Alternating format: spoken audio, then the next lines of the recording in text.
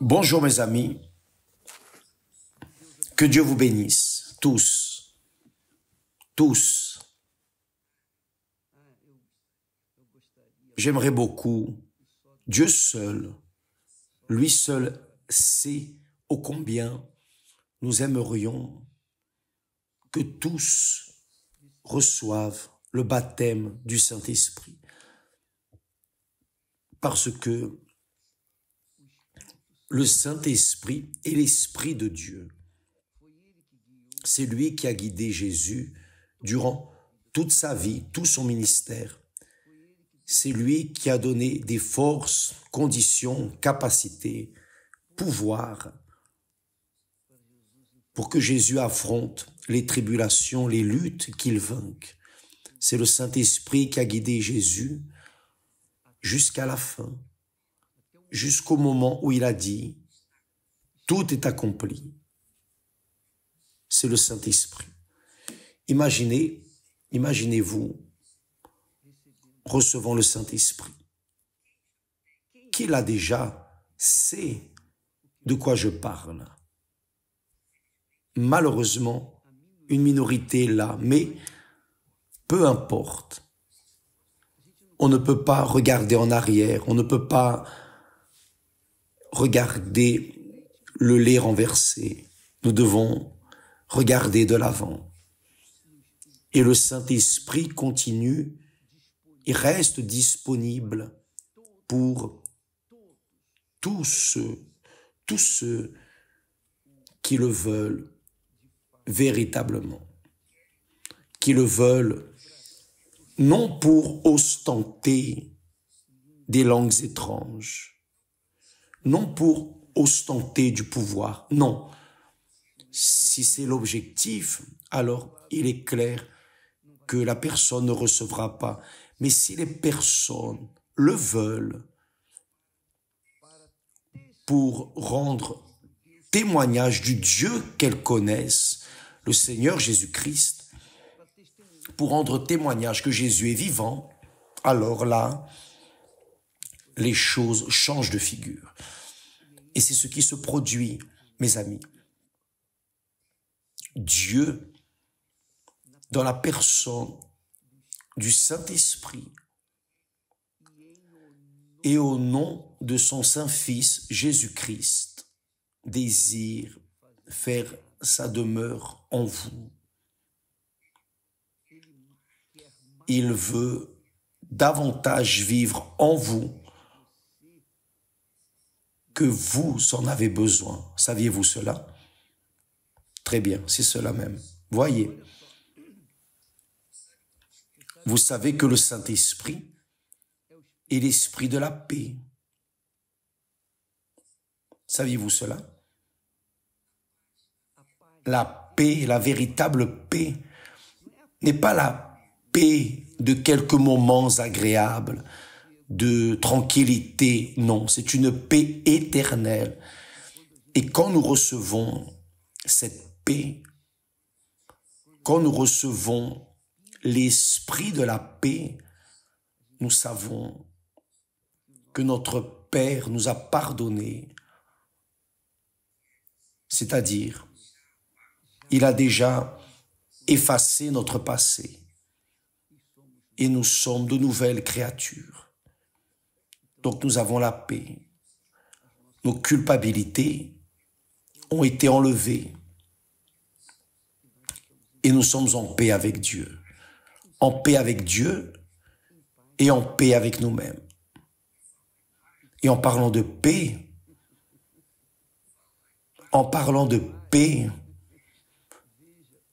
voyez le texte merveilleux que peu trouvent dans les Écritures saintes. Il est écrit, le psalmiste dit, il y a beaucoup de paix,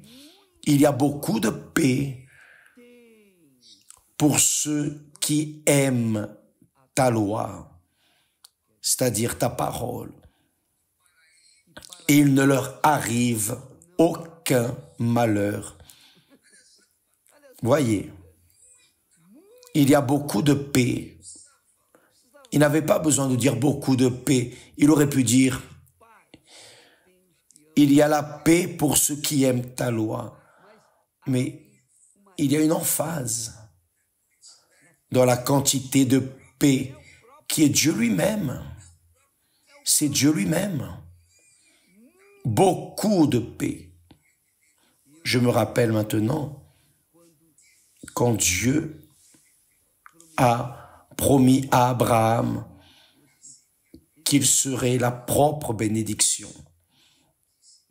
Et il ajoute, et je te bénirai de manière immense. Dieu ne fait rien d'insignifiant, de tout petit. Quand il fait grand, magnifique, extraordinaire, puissant. Comme il est grand, il ne fait que de grandes choses. Quelle merveille!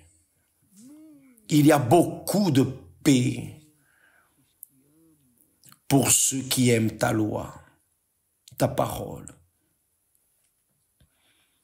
Et il ne leur arrive aucun malheur. Même s'il y a des afflictions, des problèmes, des difficultés dans cette vie, dans ce monde, mais tout est pour la coopération, pour rendre grâce à Dieu. Tout est pour que nous venions à apprendre un objectif, une lutte, un problème ici ou là. Tout est pour que nous venions rendre grâce à Dieu.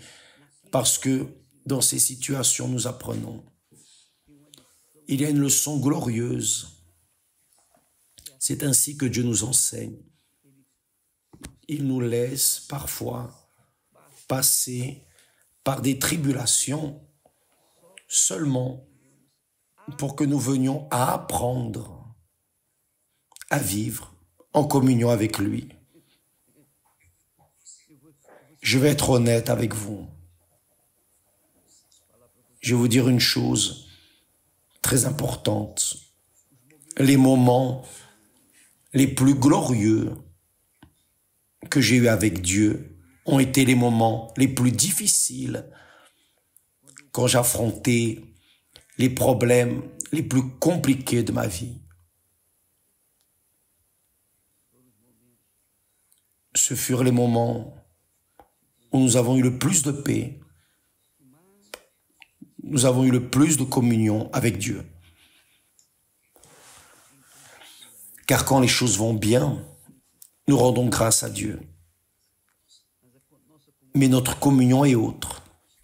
Mais quand nous passons par des tribulations, je dis quand nous qui avons le Saint-Esprit, bien sûr, qui avons la paix, parce que qui ne l'a pas se désespère parfois et finit par faire des bêtises. Voyez, il y a beaucoup de paix, ceux qui aiment ta loi, ta parole, qui aiment ta loi. Mais ce n'est pas aimer, l'Éternel est mon berger, je ne manquerai de rien.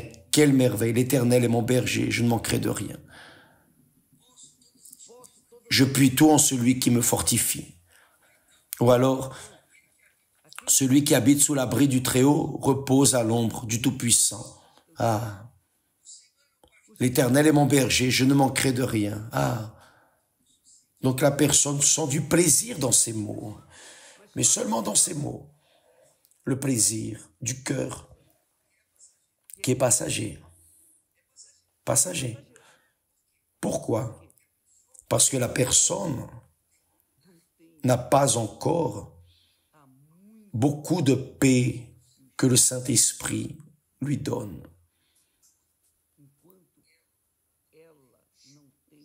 Tant qu'elle n'a pas l'esprit de la paix, le Saint-Esprit, elle mange des miettes. L'Éternel est mon berger, je ne manquerai de rien. Je puis tout en celui qui me fortifie. Mais d'ici peu, elle recommence à souffrir. Mais qui a beaucoup de paix, c'est parce qu'il aime la parole de Dieu. Et je vais vous enseigner, c'est-à-dire je vais vous dire ce que je sais au sujet de l'amour. Jésus a dit, voyez ce que Jésus dit, il dit, celui qui a mes commandements, c'est-à-dire ma parole, ma loi, celui qui a mes commandements et qui les garde. Ça ne sert à rien de les avoir. Ça ne sert à rien de les avoir et de ne pas les garder. Ça ne sert à rien de connaître les paroles de Dieu, les promesses de Dieu et de ne pas suivre les engagements, les commandements, sa discipline, la discipline du royaume de Dieu. Ça ne sert à rien. À quoi bon? Le diable connaît la Bible plus que vous, que moi, que n'importe qui de nous. Il ne cesse pas d'être le diable. Les démons s'y connaissent. Mais seuls ceux qui gardent, c'est-à-dire qui observent, je vais parler clairement, sinon il y a des personnes qui ne vont pas comprendre. Ce n'est pas garder, prendre la Bible et la mettre dans un coffre, non. Mettre la Bible dans un lieu élevé, comme si c'était un objet d'adoration, non. Garder, c'est observer, c'est pratiquer ce qui est écrit, c'est modeler la vie, la propre vie en accord avec les orientations. Observer la parole de Dieu, suivre la parole de Dieu. Par exemple, les personnes aiment dire « Ah, l'Éternel est mon berger, je ne manquerai de rien ». Elles aiment dire cela. Mais elles n'utilisent pas le texte qui dit « Si tu pardonnes ceux qui t'offensent, alors votre Père vous pardonnera ». Elles ne veulent pas dire cela. Elles ne veulent pas pratiquer cela.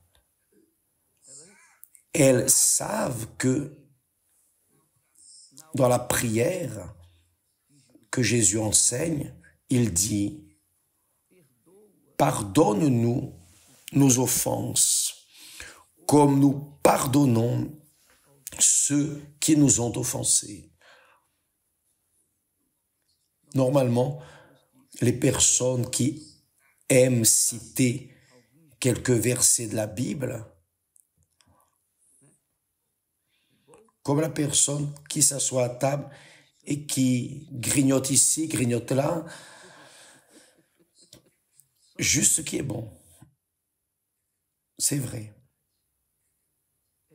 Beaucoup de personnes aiment piocher ce qui est bon dans la Bible, mais peu veulent obéir, garder la parole entièrement. Le Saint-Esprit n'est pas des petits morceaux. La parole de Dieu, c'est Dieu qui nous parle. Celui qui aime la parole de Dieu aime le Seigneur Jésus-Christ, aime le Père, aime le Fils, aime le Saint-Esprit et observe ses commandements. Jésus a dit, celui qui a mes commandements et qui les garde, c'est celui qui m'aime. Et celui qui m'aime,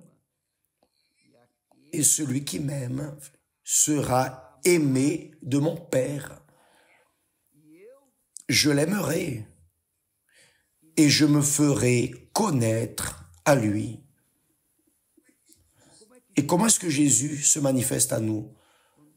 Quand il baptise du Saint-Esprit. Quand vous recevez le Saint-Esprit, vous avez la révélation de Jésus-Christ, notre Seigneur. Vous le voyez spirituellement. Vous le sentez spirituellement. Sentez ainsi, non ce sentiment vulgaire de ce monde, non, mais vous le sentez dans l'esprit, dans l'âme. Vous savez qu'il est vivant.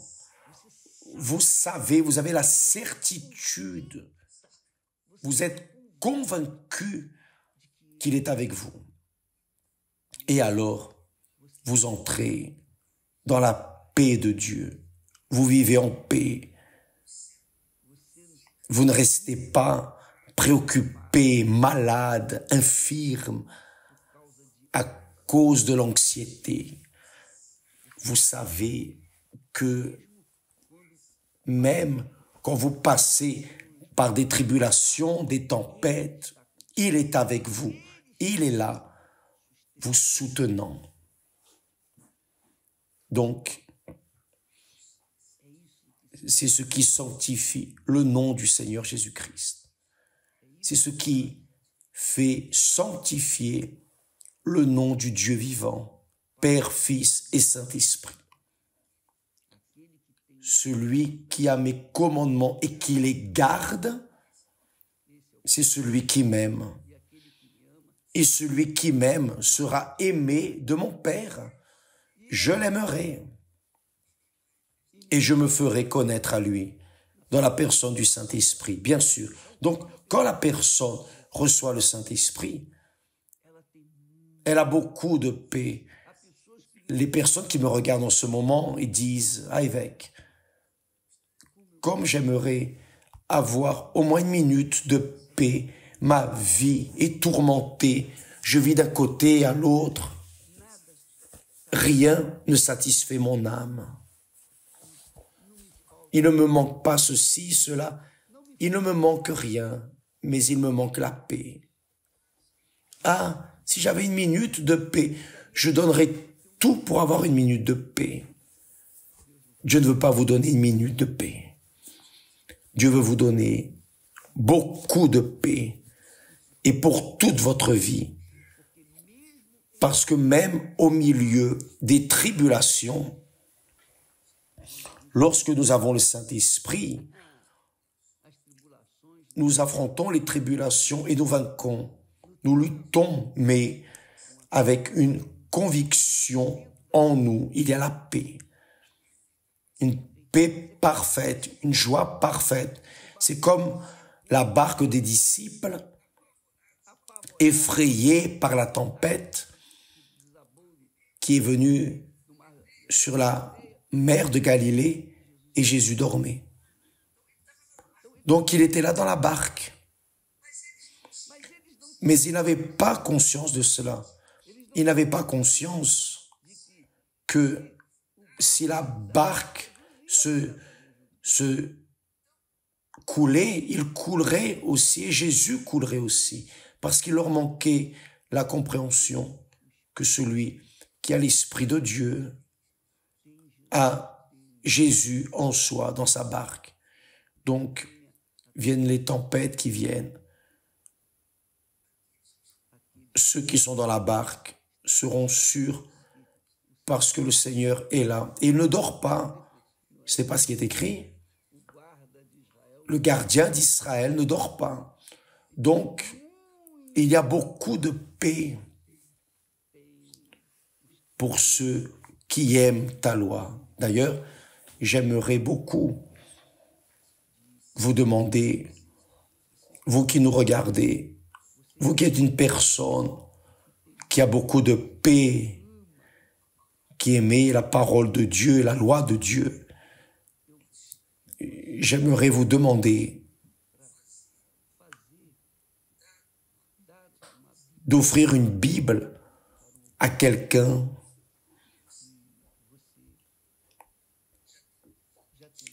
à qui vous avez déjà rendu témoignage, vous avez déjà parlé de Jésus, mais vous n'arrivez plus rien à dire, car la personne vous a même laissé de côté. Donnez-lui une Bible et laissez le Saint-Esprit utiliser cette Bible pour parler à la personne.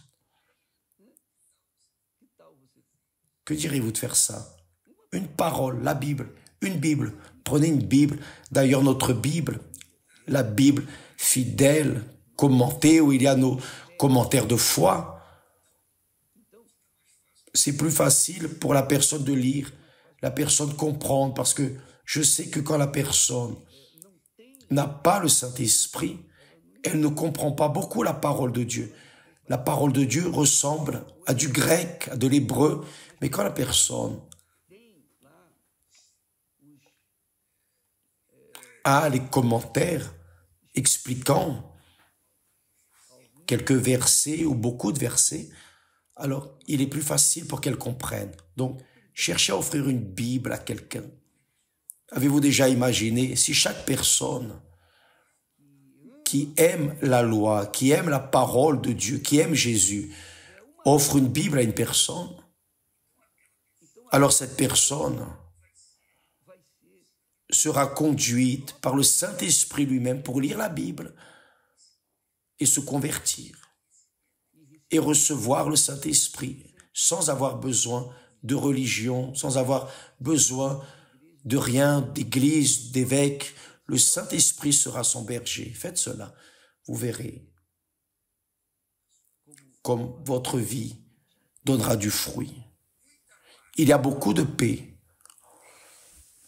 pour ceux qui aiment ta loi. Il n'y a pas de malheur. Il n'y a pas de malheur.